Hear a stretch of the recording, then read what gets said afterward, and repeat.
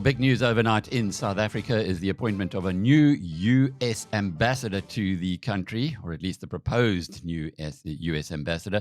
Not the man we thought. We've been talking to Joel Pollak from Breitbart for quite a while. He was tagged as the frontrunner. He'd had a lot of involvement in South Africa, lived here for a period of time, but he's not the guy. And somebody who knows all about ambassadors, all about the U.S., and certainly all about, hopefully, the new guy who will be coming as Tony Leon, the former leader of the opposition in parliament in this country. Tony, you've been tipped to be South Africa's new ambassador to the United States by Helen Zille. She really wants you to do that job. Are you open to it? Well, it's very generous of Helen to have suggested my name, and I appreciate her vote of confidence. But she, of course, is not the decider. Cyril Ramaphosa is. And I suspect he'll choose one of his own to be an ambassador. If I were approached, and this is entirely hypothetical and speculative, I wouldn't say yes or no. I'd interrogate, as they say, Alec, in the law of retail, terms and conditions. Because, as I've said before, and just perhaps I can elaborate now, the personality, even the person of the ambassador, is significant, but it's not the most significant thing. The more important thing is, what is the policy, what is the alignment, and can the diplomat have any effect on those two matters? Because if not, you really on a hiding to nothing. It's not going to change, absent a change of South Africa's approach, policy, and it's the volume. It ratchets up or down on some key issues, and that would require a serious conversation. But as I say, I don't think it's. I'm going to get a call, but I don't say yes or no because it's hypothetical. Yeah, I suppose it's like anybody being made an offer at any business job. You don't just jump in because it's CEO of SAB Miller. You find out first what's required of you. But the point here is that you have been an ambassador before to a country that was going through terribly difficult times and is now suddenly booming, Argentina. Maybe if they offered you that job back again, it could be quite exciting. Yeah, well, look, I love Argentina, the place and the people. I did not love the previous government of Argentina, the Kirchner-Peronist administration when I was there, although I have to say, I'm quite voluble, as you know, in spoken and written word, I never uttered a single word of public criticism of the Kirchner administration while I was there. It would have been not only undiplomatic, it would have been entirely counterproductive. And I had to deal with a heap of issues, Alec, against what at the time was the most protectionist administration in the world. And South Africa had very big interest there. Standard Bank had the 7th largest retail bank there. Anglo Gold Ashanti had a huge mine down south. And we had big agri-bilateral products going in both directions. And, getting those through, it was like literally going through the eye of a needle because Argentina was so import averse. And yet we managed to push up the terms of trade 120% while I was there. So I regarded that as an accomplishment. And that actually is the metric against which any ambassador should be measured. Have you improved the terms of trade? Is there an appropriate public diplomacy footprint that you've actually put your country's position in the best light? And thirdly, have you strengthened the bilateral relationship? And, without being immodest, those three metrics were achieved while I was in office in Buenos Aires. Not in the easiest of circumstances, but it was a challenging period. It's interesting that you've already outlined that for us because we're going to talk about the new ambassador in just a moment. But Joel Pollak, we've spoken about him. You know him well. He seemed to be right in pole position, and he also seemed to be an excellent choice for the United States, at least somebody who knows a lot about South Africa, having lived here. And I think you told me that he was married to Rhoda Kodali's daughter. So he knows the story. And yet he didn't make it, perhaps because he himself is a little undiplomatic lately. Well, look, I have no idea, how the State Department or the White House makes these appointments or selections. Joel has a deep knowledge and actual empathy for South Africa, although he lost. People think that there's some sort of, whisper that I whisper in his ear or vice versa. It's complete nonsense. Joel worked for me last 19 years ago, but I have high regard for his work ethic and his professionalism.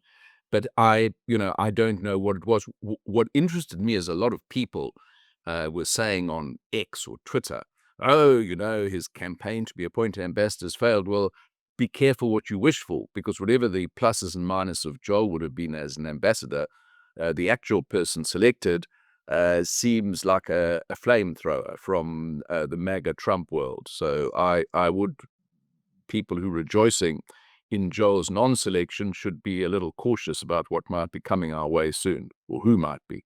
Tell us about Mr. Bozell, the man who has been selected. Alec, I know absolutely nothing about him, and to be honest, until last night when I read up about him, I didn't know of his existence. But what I have read, which seems to be incontestable, is that he is an extreme conservative. He is set up an NGO which takes on distortions in the so-called mainstream media. He apparently I thought when I lived in America in 2007 that public broadcast radio was fairly mild. He wanted it closed down for being biased.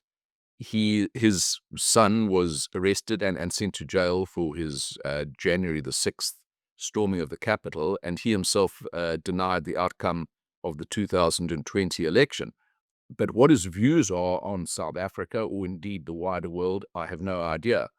I guess we'll get an intimation, because every ambassadorial nominee has to go through a Senate selection process. And that is when there'll be back and forth questions and answers. And you might get some insight into how Mr. Bozell views South Africa. Yeah, and it's not just gone to jail. From what I read, his son is still in jail, and he was sentenced to 4 years. Weren't they all released by Trump? I don't know. Maybe. Yeah. He should have been. The thing about... of course, South Africa has a role in the ambassadorial process because, as you know, there's a process called agreement, which means that the receiving country has to accept the credentials of the proposed ambassador. So I guess that is going to be a test, if you like, for South Africa. Now, we know Mr. Bozell's profile because, it's available on the internet. How's South Africa going to respond to this nomination? Is it going to greenlight it? Is it going to reject it? Is it going to play tit for tat after the Rasool expulsion? Who knows? It is an extraordinary selection. This Media Research Center, I don't know if you spent any time on it. It's been going since 1987. He started it himself. It has a directive, or its purpose is to attack pretty much what they call liberal media. Now, liberal in our country seems to have a different connotation to liberal in the United States. Yes, look, I'm, to speak frankly, I'm a liberal. Well, I'm a South African liberal, probably. I don't know where that placed me in American context. And I guess, Alec, without pigeonholing you, you probably also be a liberal yourself in the South African context. I'm always a bit wary about people who take on, who try and curb free speech from whichever perspective. I just have a liberal response to that because I think one of the great gifts of America to the world is the First Amendment, the right to free speech. And I think it should have a multiplicity of outlets. I don't think you can try and once you start attacking one of them, many years ago I lectured constitutional and public law at Wits University at the height of apartheid, when there was big curbs on free speech here through censorship and draconian government regulation. And we used the United States free speech cases as exemplars of what, a good democratic country should follow. And when there starts being a pushback against that within the foremost democracy and free speech upheld in the world, I'm a bit wary. But look, I haven't read what this crowd do, but I take your point that it tries to curb, media, which is not a good thing in my view. It's got 925,000 hours of TV news in its archive. 925,000 hours. You got to be serious about it. They've got 4,000 cases of alleged censorship. So it really does start becoming a little concerning, I suppose, from the outside when you say, hang on, if the United States is the leader of the free world and the greatest proponent of free speech, are these guys promoting free speech, or are they trying to terminate Yeah. it, or Well, who knows? address it? But well, we'll no doubt have Mr. Bozell's view on media and other matters coming to a movie house near us soon, right here, if he gets appointed.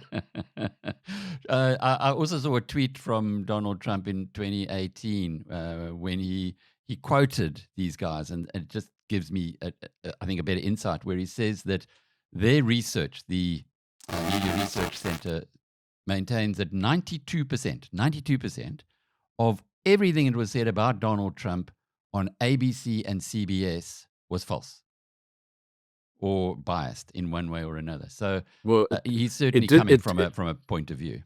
Yes, it certainly didn't stop Mr. Trump's election. I think there's a cottage industry around saying the media is biased and therefore don't believe anything they say on the one hand, and on the other hand, using that alleged bias or the reality of bias to propel yourself forward, which is exactly what Trump has done. And therefore being able to dismiss criticism, whether it's valid, whether it's objective, whether it's false or true, as being of no account because it comes from a biased source. I'd like to explore that with you as kind of the second focus area of our conversation today.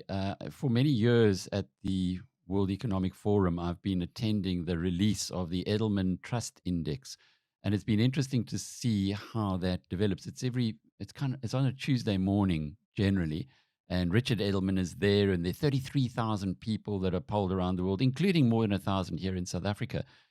And the view there, given that we've got this guy whose business is to focus on media credibility, the view from all of those 33,000 respondents around the world is that media is the least trusted of the most important areas. Business has a 62% score, NGOs 58, government 52, and media is exactly there at 52. That's overall. In South Africa, it's down to 46% that actually trust what's in the media. So this is a very fertile field for Mr. Bozell, one would think. Well, I think he might have some other priorities if he's going to be the American ambassador here than exploring the media biases here or elsewhere, because, as you know, there's some sort of real big issues in the bilateral relationship, of which I suspect media bias or objectivity is probably fairly low down on the list. But what about Israel? Here's, if you have a look at his public profile, he's got the Star of David up there. The last ambassador was, they were quite happy that the proposed or the frontrunner, Joel Pollak, was very strongly pro-Israel. It appears as Mr. Bozell's even more so. Might that count against South Africa accepting him? Well, look, I don't know, but whoever Trump is going to send to South Africa and to other significant outposts of American diplomacy is liable to be very pro-Israel. That is very high up on the Trump administration list of issues. And South Africa, vis-a-vis the United States and Israel, is on the wrong side of that issue. So actually, whether it's Bozell or Pollak or some other person, if America's representative in South Africa and the world is going to have a very explicitly pro-Israel inclination. That's a fact. The personality is less important than that policy, because that is the policy of the Trump administration. And South Africa, as you know, has got a completely contrary policy. And that is one of the issues that is at the heart of the conflict between America and South Africa right now. So who actually makes the decision? Is it our Foreign Affairs Department, which is very strongly staffed by Muslims themselves and those who are sympathetic for the Palestinian cause? Or is it the president who would make this call? Well, I don't know what the interplay is. When I was appointed ambassador, it was because Jacob Zuma decided I should be an ambassador, and he sent the instruction, and Durko obliged. I mean, that's how it worked. That's the only case I know of. But I have to say that it's probably a combination. But I'm not sure that President Ramaphosa is fully in control of the Department of International Relations, because he seems to have and we saw this last week, Alec. So on the one hand, his spokesman said, look, you must tamp down your utterances when you come back to South Africa. That was a message sent to Rasool and the reception committee at Cape Town Airport. Now, the presidency, well, it should, but doesn't control what the ANC crowd does, and they were very exultant at Rasool's return. But Ibrahim Rasool is an employee of Durka. He's not some random person who came back and grabbed a megaphone. He's a paid employee, even though he's a defrocked ambassador. And he came back, grabbed a megaphone, made a few more comments justifying the reason why he got expelled from America. And this was seen to me completely contrary to the instruction given by President Ramaphosa, if you looked at what his spokesman had said a few days before. But Rasool went ahead and did it anyway. And I have to say that even the remarks that he made in the seminar, which got him expelled from America, either they were Ibrahim Rasool's personal opinion, in which case he shouldn't have uttered them because he wasn't speaking as Ibrahim Rasool, he was speaking about South Africa's ambassador to the United States, or indeed they were the instructions that he received from the Department of International Relations. I don't know what the answer is, because there's been no apology from South Africa for the remarks of depicting the host country as a supremacist administration. So, yeah, you go figure, Alec, who's actually in charge. I saw Cyril Ramaphosa say yesterday it's his personal prerogative or presidential prerogative to appoint ambassadors, and he's not even going to consult his coalition partners. Well, I don't know how the coalition partners are going to respond to that, but it does seem to me that if you've got a coalition government, it shouldn't just be the 40% party that gets to choose ambassadors, if indeed the ambassadors are being chosen from the political list and not from the professional list. Moving on to that as the final point that I wanted to explore with you, this government of national unity seems to be creaking at the moment. The budget, the DA is standing firm. Frans Cronje says it cannot afford not to stand firm and not to take the position that it has. And then the ANC very publicly has gone out and asked or tried to bring in other parties, which, including Action SA, yesterday have rejected them. So it looks like they're going to have to do something there. How are you reading this? Well, look, I think the budget, leaving aside the merits and demerits of the budget and the tax hikes and so forth, is an interesting test for the GNU. And, the DA, for example, gets a lot of flack. Why don't you do this? Why haven't you stopped that? Well, there's an arithmetical issue because the DA only has 22% of the votes. And those votes, or that percentage, is of less relevance when it comes to decisions made inside the cabinet. I mean, the DA should have much more heft, should have much more of a veto in the government of national unity than it does if the ANC honoured the statement of intent, which was signed between the parties, which is observed primarily in the breach. But where the DA and other parties have real power is not in the cabinet, but in parliament. And that is why the budget is so fraught, Alec, at the risk of boring you, because it doesn't depend on the presidential prerogatives, which they keep parroting on about the ANC. It entirely depends on a vote in Parliament. It's a straight up and down vote, the budget, yay or nay. And that's where the ANC's lack of electoral support, it's only a 40% party, actually comes into play.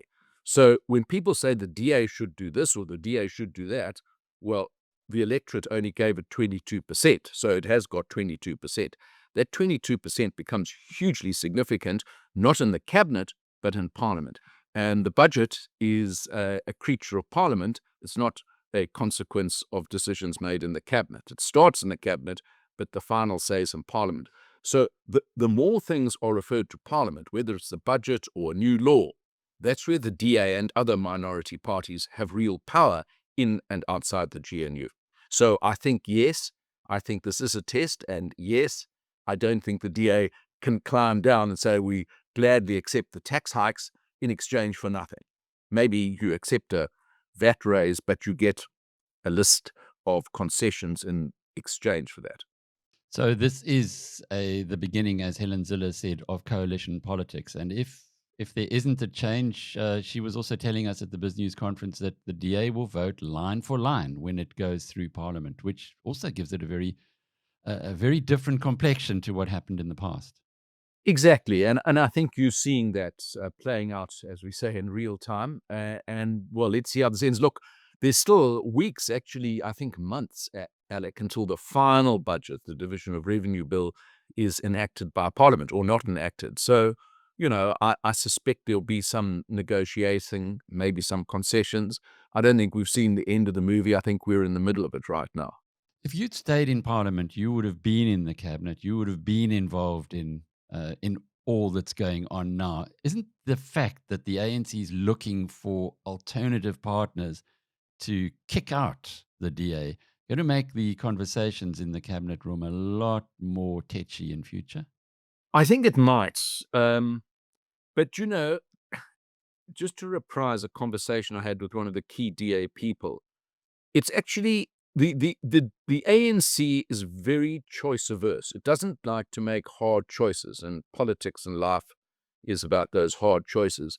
So it actually has a legitimate choice to make. Does it want to align itself, as it's doing very uneasily and for many of them unhappily, with a centrist party like the DA? Or does it want to align itself with a radical extremist party like the EFF or the MK? That is a legitimate choice. Now, they've made the choice last June by aligning with the DA, but they almost have spent the last 7 or 8 months trying to undermine the choice they've made, or trying to say yes, but, or no, not really. And that's because of the internal dynamics in the ANC, which are all over the place.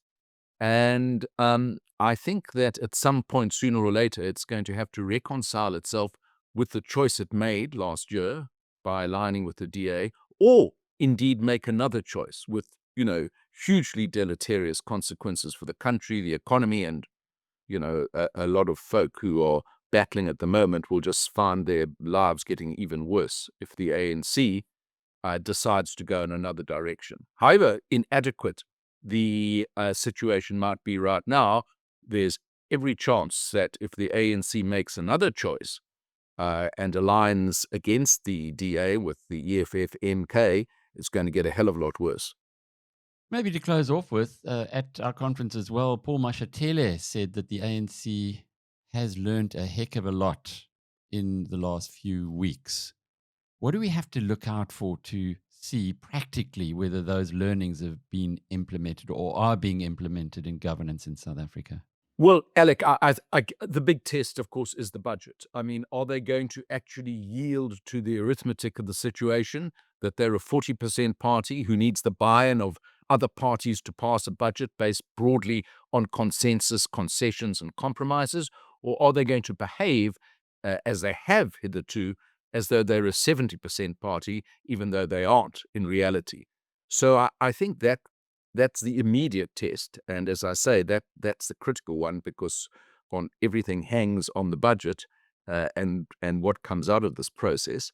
But I think the ANC is going to learn that it can't just sort of railroad other parties into doing what they don't want to do and what it wishes to do, regardless of the compromises embedded in the situation. And, coalitions are all about compromises. And the ANC, well, I hope Mr. Mashatile is correct. I hope they act on the heck of a lot they've learned in the last 2 weeks. And I think they're in a stage of denial. At one stage, when we were negotiating this government of national unity, the mayor of Cape Town, Jordan Hill-Lewis, was on an investor call, and one of these investment companies said to him, just give the ANC the mental space to actually acclimatize to the fact that they didn't get 50%. So just pretend and allow them to do that. Well, I thought that was quite funny, but actually that suggestion proved to be correct. The ANC still doesn't seem to have acclimatized, despite them saying that they have, that they are no longer rulers and masters of this country, that they have to make concessions. They need to compromise, and they need the buy-in of their partners. And, Alec, I'm a detribalized attorney. The basis of any partnership in law or in politics is the utmost good faith. And I think there have been some spectacular instances on the ANC's part of bad faith. So hopefully, with the learning curve that Deputy President Mashatile told your conference that they're on, they can learn that, with good faith, everything is possible. With bad faith, nothing is. It's quite interesting, the points you make there as well. Perhaps they are still going through those stages of grief that Elizabeth Kubler-Ross outlined for us. Rejection, denial, acceptance, and finally commitment. And quite a way to get to acceptance and commitment yet. But it is, for those of us on the outside, very interesting to watch. Could the ambassadorship to the US be another one of these points that could go down to the wire, that the coalition partners might stand firm on? Well, they can stand firm. I mean, that's something that is not normally subject to the cabinet making this selection. But I would think if the president is serious about keeping his coalition on the road, he will discuss not just the ambassador to America, but other posts with his coalition partners, and also without, turning into a sort of bargain. There needs to be some division of these positions so that actually South Africa is represented by the parties in the government. It's interesting, when Jacob Zuma offered me an ambassadorship back in 2009, before state capture, I need to say, he said something to me that was very interesting. He said, the face of South Africa in the world should not just be the face of the ANC. And I was arguably one of the most recognizable non-ANC faces. And I thought that was interesting because at the time, the ANC had more than 60% of the votes. Now that the ANC's only got 40% of the votes or the public support, or the face of South Africa in the world shouldn't just be the ANC. At the moment, it's 100% ANC. So the arithmetic in diplomacy, in Parliament, and in the cabinet should reflect the reality given to us by the electorate. Tony Leon, the chairman of Resolve Communications, and he was involved in putting the coalition together at the behest of the DA. I'm Alec Hogg from BizNews.com.